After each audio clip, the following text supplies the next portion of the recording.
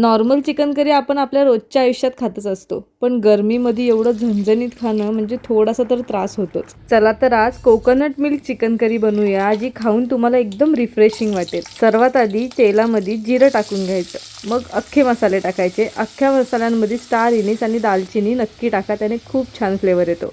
मग मिरची आणि कांदा टाकून कांद्याला लालसर रंग येईपर्यंत परतायचं. कांद्याने रंग बदलला की त्यामध्ये कढीपत्ता टाकून आला लसूणची पेस्ट ती पण थोडा वेळ परतून घ्या. आता टोमॅटो टाका आणि थोडा वेळ परतून झाकण लावून शिजू दे. तोपर्यंत आपण नारळाचं दूध काढून घेऊया.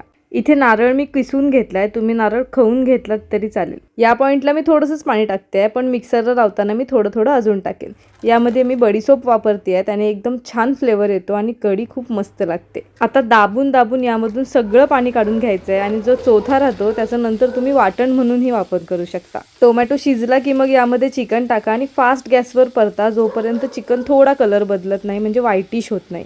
आता यामध्ये मी थोड्या प्रमाणात स्पायसेस टाकून घेणार आहे, म्हणजे हळद, धना पावडर, ब्लॅक पेपर पावडर, घरातलं लाल तिखट आणि मीठ, आणि छान परतून घ्यायचं आहे. झाकण लावून शिजवा. जर तुम्हाला वाटलं की लागतंय तर थोडंसं पाणी टाका.